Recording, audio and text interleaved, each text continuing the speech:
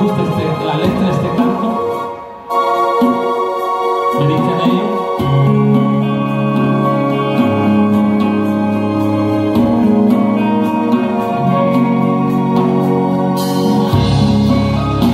Te adoramos, Jesús.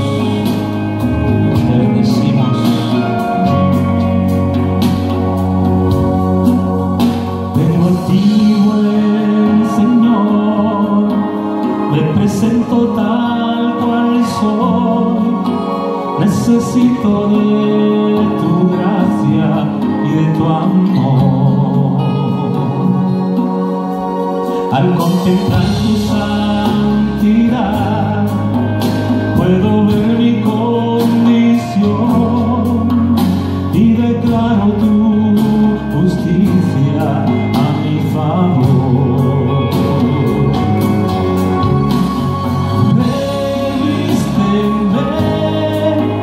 de tu gracia, mi Señor, de justicia y de verdad. Revísteme.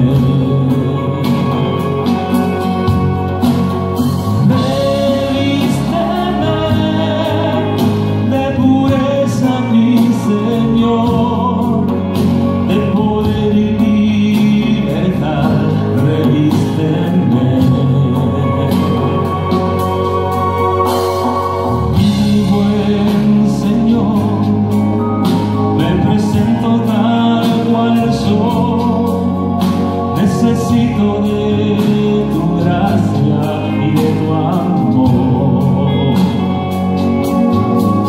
Al contemplar tu santidad, puedo ver mi condición y declaro tu justicia a mi favor.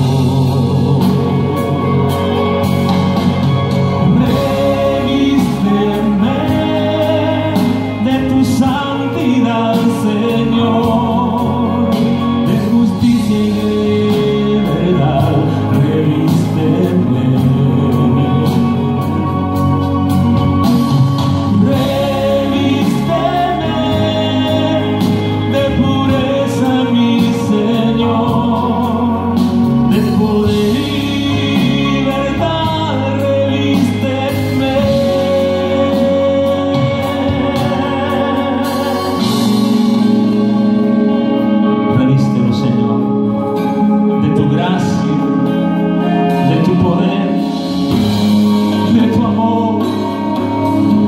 Necesitamos la fuerza tuya, necesitamos tu santidad. Gloria a tu nombre, Jesús. Declaramos tu santidad. Gracias, Jesús. Dilo conmigo. Revísteme de tu santidad, Señor, de justicia y de verdad, revísteme.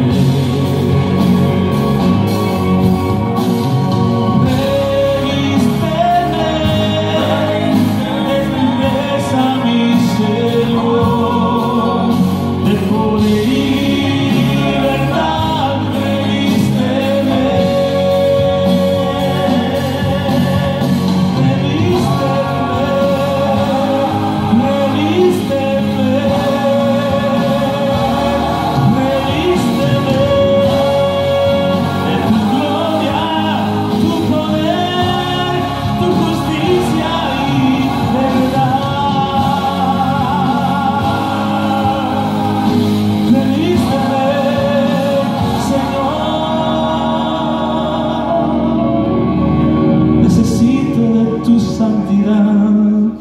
Y de tu pureza.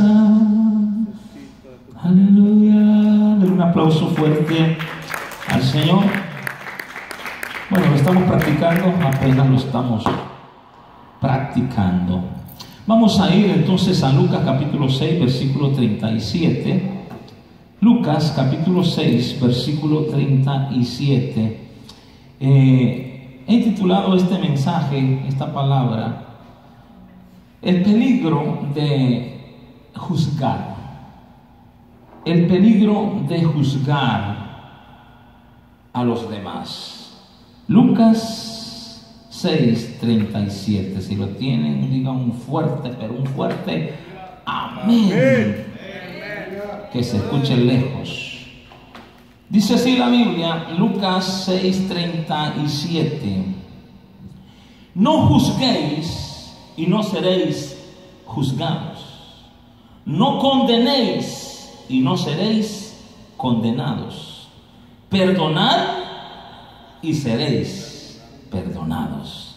Dad y se os dará medida buena, apretada, remecida y rebosando darán en vuestro regazo, porque con la misma medida con que medís, os volverán a medir. Padre, gracias por tu palabra. Oramos para que seas tú ministrándonos, llenándonos, hablándonos. Todos necesitamos de ti, Señor. Todos necesitamos de tu corrección, de tus recuerdos, de que a cada instante nos des la iluminación para poder caminar rectamente como es debido en tu palabra. En el nombre poderoso de Jesús de Nazaret. Amén y amén. Gloria a Dios. Puede sentarse. El peligro de juzgar a los demás. ¿Por qué le puse peligro de juzgar a los demás? Porque la Biblia dice que con el juicio con que medimos, seremos juzgados. O sea, hay un peligro en juzgar, que con la misma vara con que medimos seremos medidos.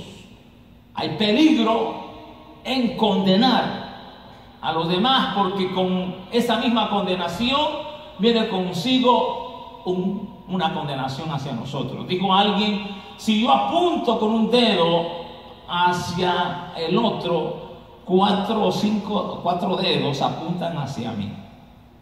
Una viejita siempre se quejaba de que el vecino de su casa tenía las ventanas muy sucias de su casa, y siempre lo criticaba. Qué gente más cochina, qué gente más sucia, qué gente más puerca, decía la ancianita. No lavan sus ventanas, no las limpian, no las asean, son unos cochinos, son unas cochinas. Y siempre criticaba a su vecina. Y una vez, limpiando las mismas ventanas de su casa, se dio cuenta que fuera de la ventana donde miraba a los vecinos había un montón de lodo en su propia ventana de su casa. No era la ventana de la vecina, eran las ventanas de su misma casa. Hay prejuicio y juicio. ¿Cuál es el prejuicio?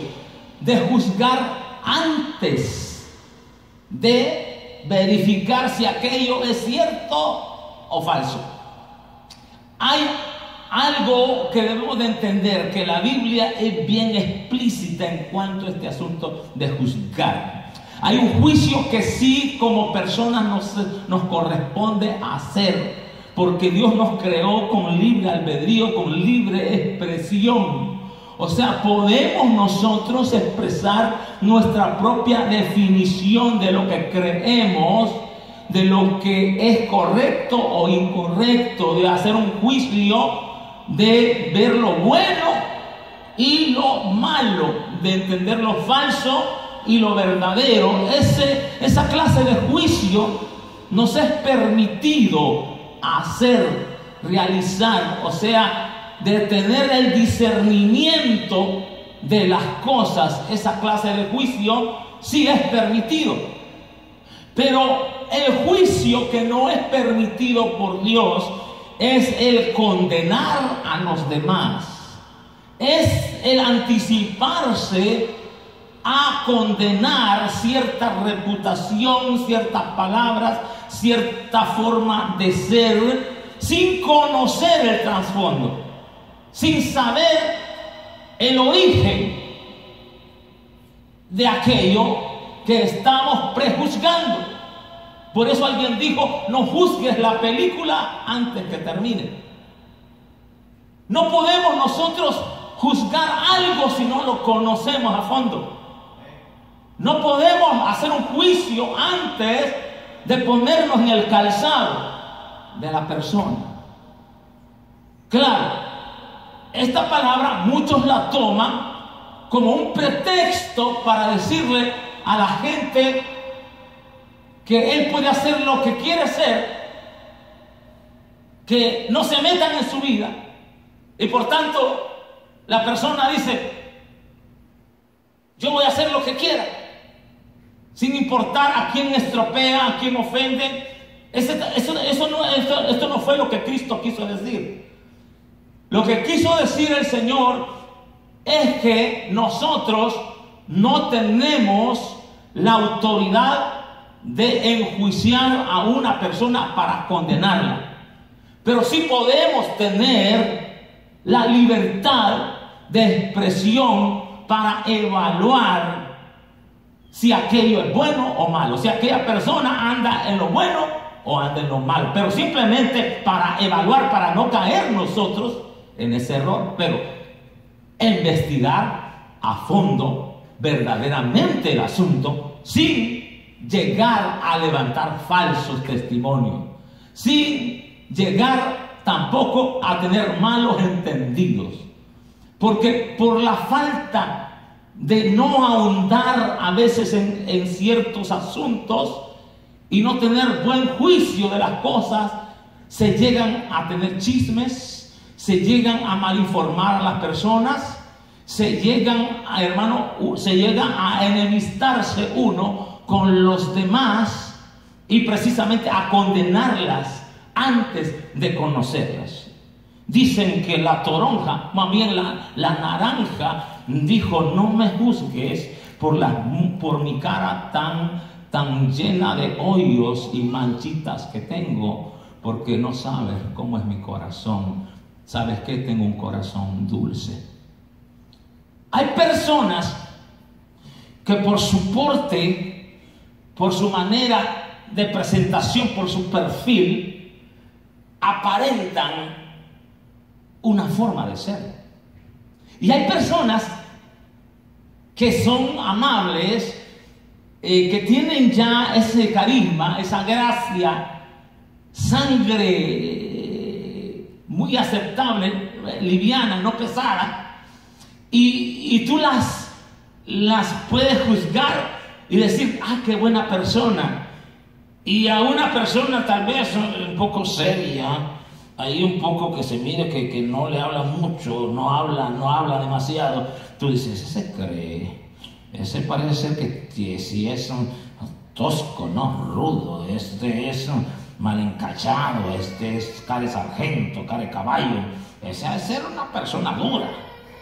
Pero no la conoces a fondo. Yo me he llevado sorpresas, que he llegado a ver personas que aparentan que son toscos, que son duros, y llego a conversar con ellos y me doy cuenta que son personas lindas, que son personas dulces. Y me he llevado sorpresas con personas que aparentemente son muy amables, muy humildes, muy sencillos, muy mansos, y de repente salta la liebre, porque dice, de donde menos se espera, salta la liebre. Porque caras vemos, corazones no sabemos. Ese fue el problema que tuvo Samuel, el profeta. Samuel fue a la casa de Isaí para elegir rey, porque Dios le había dicho, ve a la casa de Isaí, porque de allí me voy a proveer rey para Israel. Inmediatamente Isaí trajo a sus hijos, y llegó Eliab, el más grande, fortachón, musculoso, muy fornido, y dijo Samuel, este es el ungido de Jehová. Y Dios lo reprendió al profeta, y le dijo Dios, no mire su parecer, porque yo lo detesto, porque yo miro el corazón. Porque engañoso es el corazón y perverso más que todas las cosas. ¿Quién lo conocerá? Entonces, amados hermanos, podemos llevarnos nosotros desengaños por la apariencia, por prejuzgar a las personas o no llegar a investigar a fondo de un caso simplemente porque alguien dijo. No podemos tener un concepto de una persona por lo que alguien nos dijo. Hay que conocerlo nosotros. Hay que verificar, investigar a fondo si aquello es cierto o verdadero. Bueno, si es asunto que nos compete, y si no, déjelo al Señor. Amén, porque Dios es el que juzga fielmente todas las cosas y da el veredicto final total, y de ese veredicto nadie se escapa. Amén. De ese veredicto nadie se va a inmiscuir ahí, a esquipear, como dicen aquí. Nadie se va a ir. Dios conoce el corazón.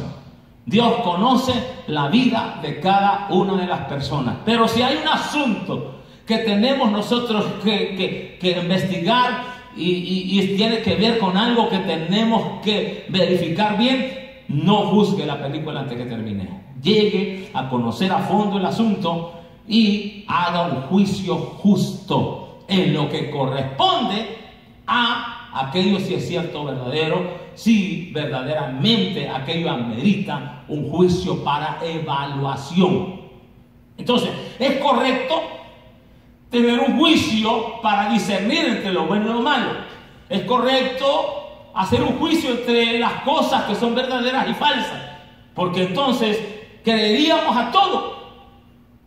Los de Berea dice que confirmaban con las escrituras que si lo que decía Pablo era cierto o falso. Con las escrituras comprobaban. Entonces ellos hacían un juicio correcto, filtrando por medio de la palabra la predicación de Pablo. Y Pablo, en vez de molestarse, él dijo: y estos eran nobles, porque confirmaban con las escrituras, si era verdad lo que estaba diciendo Pablo. Porque ese era juicio para discernimiento, para evaluar lo malo y lo bueno, lo falso y lo verdadero. Entonces es correcto tener un juicio, pero hacerlo correctamente en el aspecto de no condenar, sino para saber las cosas como son. Repito, para evaluación, no para condenación. Ahora, el juicio para condenación sí está condenado por Dios. El juicio para condenación no nos corresponde a nosotros realizarlo. Amén. Hacerlo. No podemos decir: ese hermano se va a ir al infierno, ese hermano es un hijo del diablo, ese hermano es un farsante.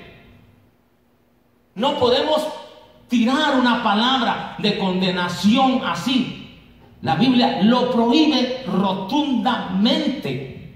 Mire lo que dice la Biblia. Vamos a tener varios versículos bíblicos y los voy a leer. Por ejemplo, Santiago capítulo 5 versículo 9. Santiago capítulo 5 versículo 9. Vamos a leer Biblia. ¿Qué les parece? Santiago capítulo 5 versículo 9. ¿Lo tienen?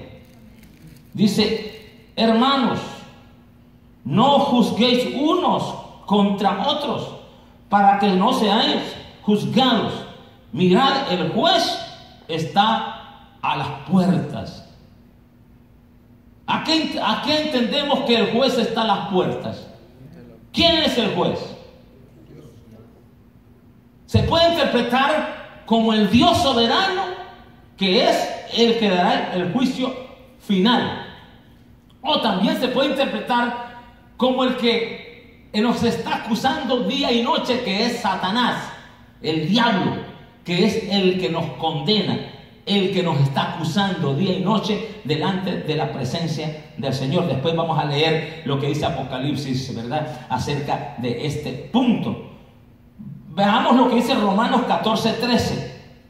¿Quién lo quiere leer? Romanos 14:13. A mí me gusta que participen, hermanos míos. Alabado sea el Señor. ¿Qué les parece? ¿Quién quiere leer Romanos 14:13 para que se me despierten? Porque esta hora es pesada, yo sé, pero ya leyendo la Biblia se despierta. 14:13. ¿Sí? Así que ya no nos juzguemos más los unos a los otros, sino más bien decir, no poner tropiezo o ocasión de caer al hermano. Amén. Gracias, hermano. Alguien que vaya preparándose con Santiago 4:12 y otro Santiago 4:11 y otro 1 Corintios 11:31, a ver si ajustamos. ¿Quién tiene Santiago 4? Primero 4:11. Santiago 4:11. Así los pongo ya más despabilados para que se despierten. Hermanos, no murmuréis los unos de los otros. El que murmura del hermano y juzga a su hermano, murmura de la ley y juzga la ley. Pero si tú juzgas a la ley, no eres hacedor de la ley, sino juez. Gracias, hermano. Y el 4:12, ¿quién tiene Santiago 4:12? Y váyase preparando 1 Corintios 11:31, alguien más. 4:12. Más adelante.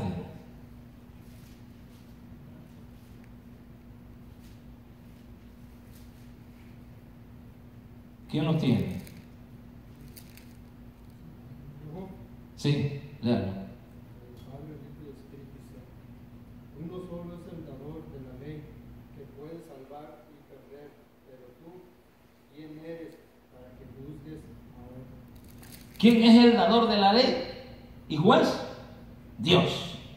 Dios es el único que puede juzgar para condenación. 1 Corintios 11:31, ¿quién lo tiene? Lea.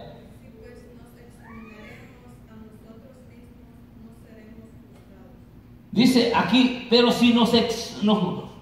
si nos examinamos a nosotros mismos seremos juzgados. ¿A qué se está refiriendo Pablo ahí? A la Santa Cena. De hacer un autoexamen nosotros mismos para que no caigamos en juicio de Dios al participar de la Santa Cena no siendo dignos.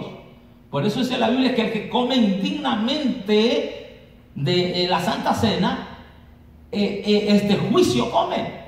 ¿Por qué? Porque se juzga a sí misma, porque no se examina. Pero si se examina primero y ve que está bien lo que cabe la palabra, entonces no sería juzgado. 1 Corintios 4:5, ¿quién lo quiere leer? Y vaya preparándose alguien Santiago 2:13 y después Hechos 18:15. Le voy a dar bastantes versículos para que no se duerman. 4:5, 1 Corintios 4:5. A ver los dos. Sí, hermano Luis. Así que no juzguéis nada antes de tiempo, hasta que venga el Señor, el cual aclarará también lo oculto de las tinieblas y manifestará las intenciones de los corazones, y entonces cada uno recibirá su alabanza de Dios. Mire, por tanto no juzgues antes de qué? De tiempo. O sea, no hagas un prejuicio. No hagas un juicio antes de tiempo. Porque dice, hasta que venga el Señor, el cual sacará a la luz las cosas ocultas. Qué tremenda la palabra, ¿verdad? Las cosas ocultas en las tinieblas, y también pondrá de manifiesto los designios del corazón. Y entonces cada uno recibirá su alabanza de parte de Dios, o también el juicio. Mire, porque no hay nada oculto, dice la Biblia, que no sea manifiesto. ¿Usted cree que vamos a engañar a Dios? ¿Usted cree que la gente va a tomarle el pelo a Dios? No, hermano. La gente se engaña a sí misma. Y Dios, tarde o temprano, va a sacar a la luz las cosas que hacen en oculto. Pero Dios es un Dios misericordioso, que primero le da oportunidad a la persona para que se arrepienta. Pero nosotros no somos los que tenemos el derecho de condenarla. Si nosotros lo hacemos, entonces nos anticipamos a Dios, y el día que nosotros cometamos algo, entonces seremos juzgados drásticamente, porque hicimos un juicio drásticamente. Amén. Santiago 2.13, a ver qué dice Santiago 2.13. Y váyase preparando Hechos 18.15.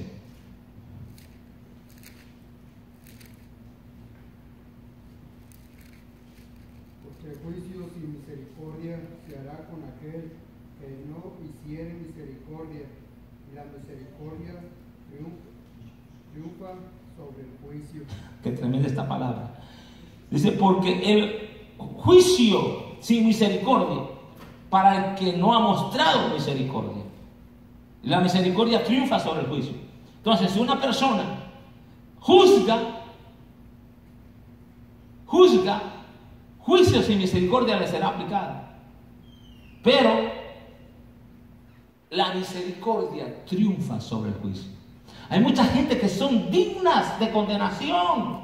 Hay personas que son dignas de estar en la ruina, dignas de que el Señor los lleve al paredón. Si fuéramos nosotros, ya los mataríamos, pero Dios es lindo.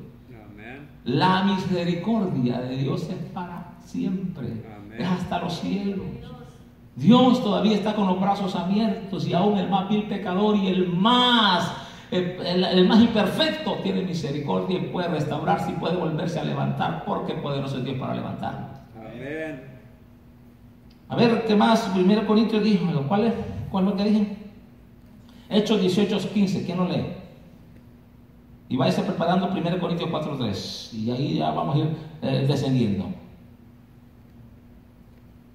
Hechos 18:15.